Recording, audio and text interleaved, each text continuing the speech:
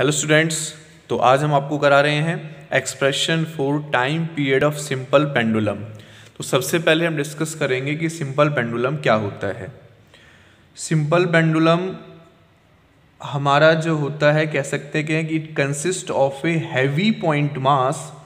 एक heavy point mass जो होता है, ठीक है, सस्पेंडेड होता है बाय ए वेटलेस स्ट्रिंग और thread from a rigid spot and it is free to oscillate.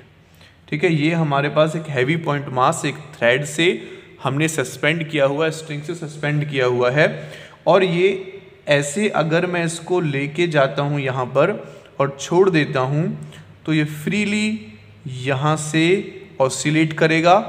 ठीक है, तो इसको हम कहते हैं सिंपल पेंडुलम।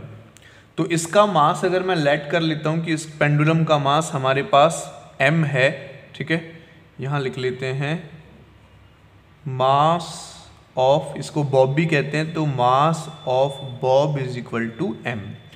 ठीक है, हमने लेट किया कि इसको मैं यहाँ से यहाँ तक लेके गया थीटा एंगल पर, तो इसका जो वेट है वो नीचे की तरफ लगेगा mg।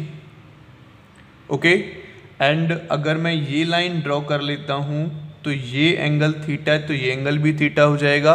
mg दो कंपोनेंट में ब्रेक हो जाएगा, mg cos थीटा, और स्ट्रिंग में यहाँ से यहाँ तक एक टेंशन आ जाएगी T, और इसके परपेंडिकुलर दूसरा कंपोनेंट हो जाएगा mg sin थीटा। तो मुझे इसका टाइम पीरियड निकालना है।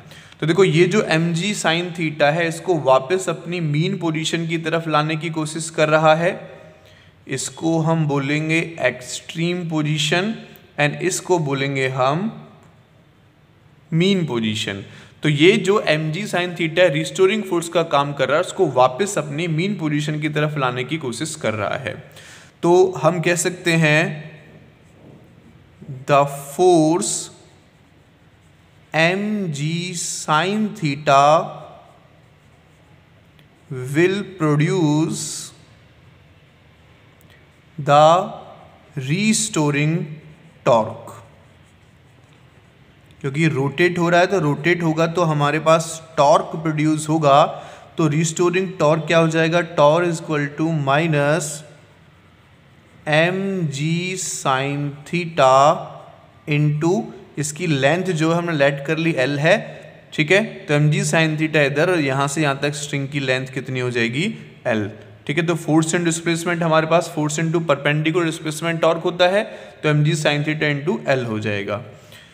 इफ एंगल इज स्मॉल, अगर एंगल हमारे पास स्मॉल होता है तो हम साइन थीटा को अप्रॉक्स थीटा कंसीडर कर सकते हैं।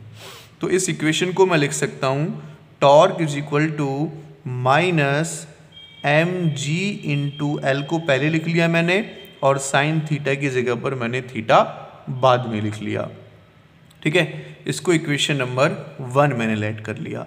अब इसको हम जनरल इक्वेशन के साथ कंपेयर कर लेता है, comparing it with general equation. और जनरल इक्वेशन कौन सी है, torque is equal to minus K theta.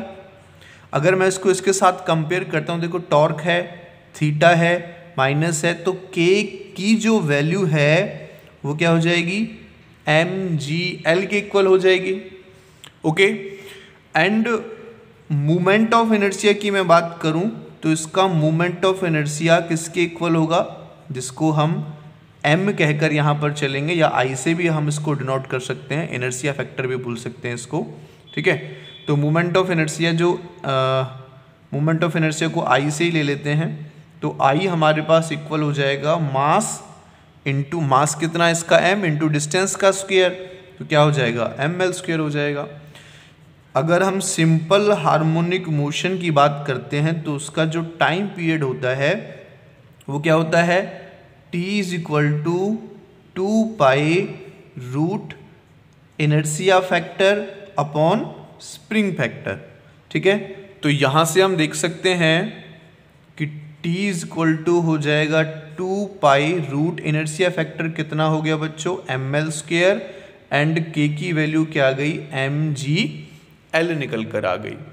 तो यहाँ से m से m कटेगा, l से l कटेगा, तो time period of simple pendulum आ गया 2π√L/g।